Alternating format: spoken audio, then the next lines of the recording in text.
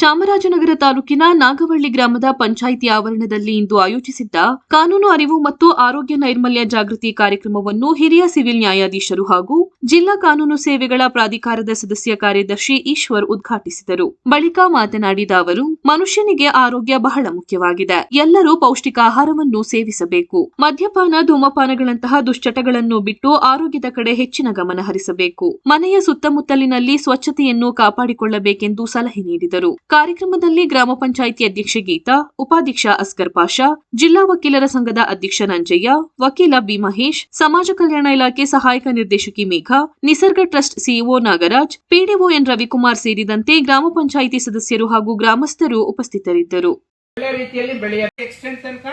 ಸ್ವಲ್ಪ ಇದು ಮಾಡಬಹುದು, ಅಷ್ಟು ಬಿಟ್ರೆ ನಾವು ಪೂರ್ತ ಆರೋಗ್ಯ ಸಿಗೋದಿಲ್ಲ.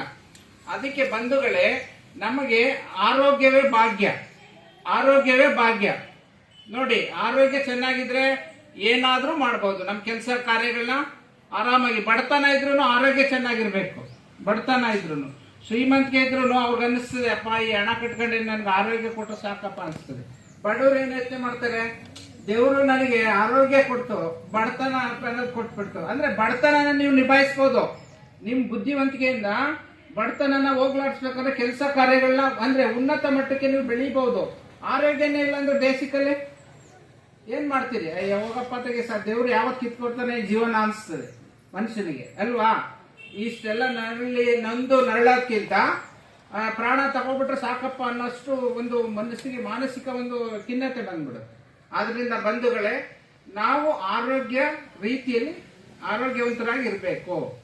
ಆರೋಗ್ಯವಂತರಾಗಿರ್ಬೇಕು ಅಂದ್ರೆ ಮುಖ್ಯವಾಗಿ ನಾವು ಚೆನ್ನಾಗಿ ಒಳ್ಳೆ ಆಹಾರ ಸೇವನೆ ಮಾಡಬೇಕು. ಒಳ್ಳೆ ಆಹಾರ ಅಂದ್ರೆ ಪೌಷ್ಟಿಕ ಆಹಾರ.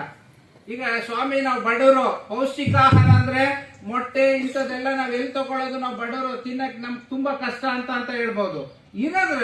ಇರೋದ್ರಲ್ಲಿ ನಾವು ಆರೋಗ್ಯ ಅಂದ್ರೆ ಒಳ್ಳೆ ಆಹಾರನ ಸೇವನೆ ಮಾಡಕ್ ಪ್ರಯತ್ನ ಮಾಡಬೇಕು. ಒಳ್ಳೆ ಆರೋಗ್ಯ ಅಂದ್ರೆ ಈಗ ಬೆಳೆಯಂತ ತರಕಾರಿ, ಸೊಪ್ಪು, ಕೊನೆ ಪಕ್ಷ ಹಣ್ಣು ತಿನ್ನಕ್ಕಾಗಲ್ಲ ಅಂತದಾಗ್ಲಿಲ್ಲ ಅಂದ್ರು ಈಗ ಬೆಳೆಯುವಂತ ತರಕಾರಿ, ಸೊಪ್ಪು ಇಂಥದನ್ನ ಚೆನ್ನಾಗಿ ತಿನ್ಬೇಕು.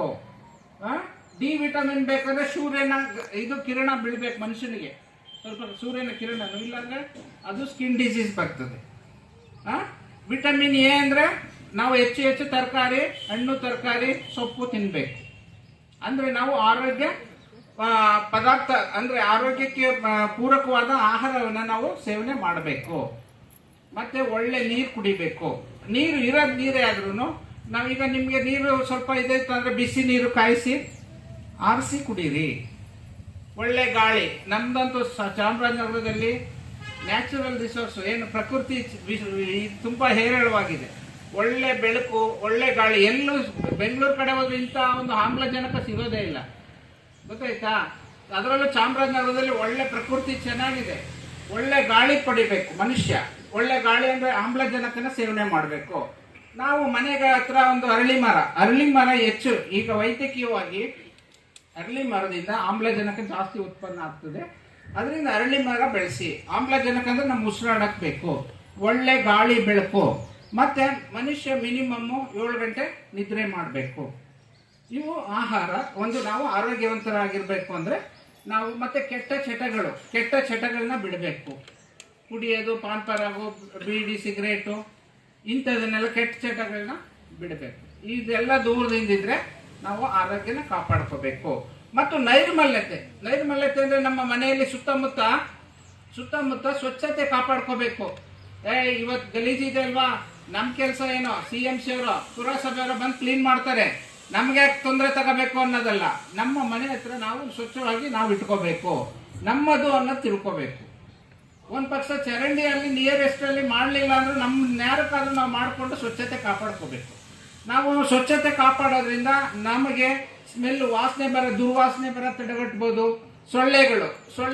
ಸೊಳ್ಳೆಗಳಲ್ಲಿ ಇದು ಕಾಲರಾ, ಮಲೇರಿಯಾ, ಡೆಂಗು ಇಂಥ ಕಾಯಿಲೆಗಳನ್ನ ತಡೆಗಟ್ಟಬಹುದು. ಅದರಿಂದ ನಮ್ಮ ಸುತ್ತಮುತ್ತ ಸ್ವಲ್ಪ ಗಿಡ ಮರಗಳನ್ನ ಬೆಳೆಸ್ಬೇಕು. ಅದರಲ್ಲೂ ಅರಳಿ ಮರ ಬೆಳೆಸ್ಕೊಳ್ಳಿ.